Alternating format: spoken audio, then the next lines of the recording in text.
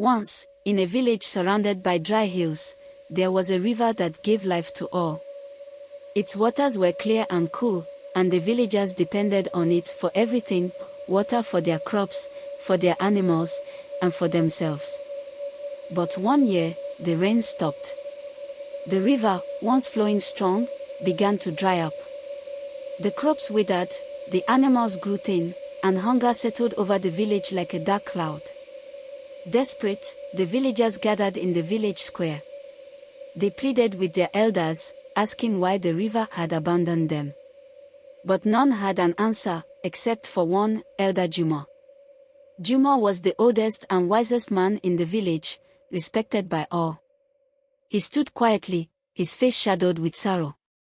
After a long silence, Juma spoke. "This drought is no accident," he said in a low voice. "The river is cursed, and I am the cause." The villagers gasped, shocked by his words. Juma continued, his voice trembling. "Many years ago, when I was young, I made a deal with a powerful spirit that lives in the river. I asked for prosperity for our village, for endless water and bountiful harvest. In return, I promised that our people would honor the river and never take more than it gave.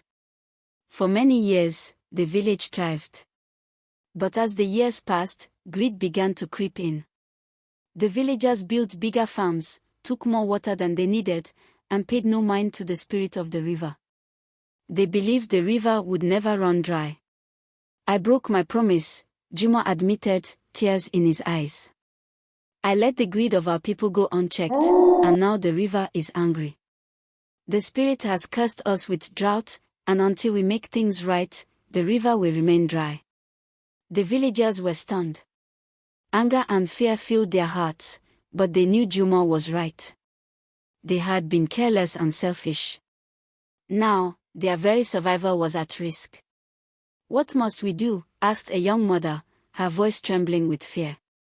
"We must beg for forgiveness," Juma said. "We must show the spirit that we have changed.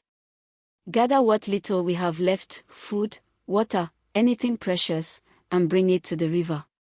We will offer it to the spirit and ask for mercy." The villagers did as they were told. They gathered their last sacks of grain, their last jars of water, and even small treasures, rings, beads, and trinkets handed down through generations. They walked to the dry riverbed and knelt by the cracked earth where the river once flowed. Juma led the ceremony, speaking to the spirit in words the villagers did not understand. He begged for forgiveness, admitting the village's greed and promising that they would never take more than they needed again. As the offerings were laid before the river, a heavy silence fell over the land. For days, nothing happened. The sky remained cloudless, the land dry. Despair gripped the village, and many feared they had been abandoned. But on the fifth day, something changed. Dark clouds began to gather on the horizon. The wind picked up, and soon, the first drops of rain began to fall.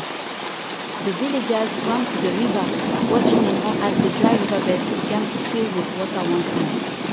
The river, though still small, was alive again. The curse had been lifted. From that day on, the villagers lived with respect for the river. They took only what they needed, remembering the price of their greed. And Elder Juma, though burdened by his past, lived to see his people redeemed. The river flowed once again, but the memory of the curse remained, a reminder that nature's gifts must be treated with care. The village flourished, but they never forgot the lesson of the cursed river.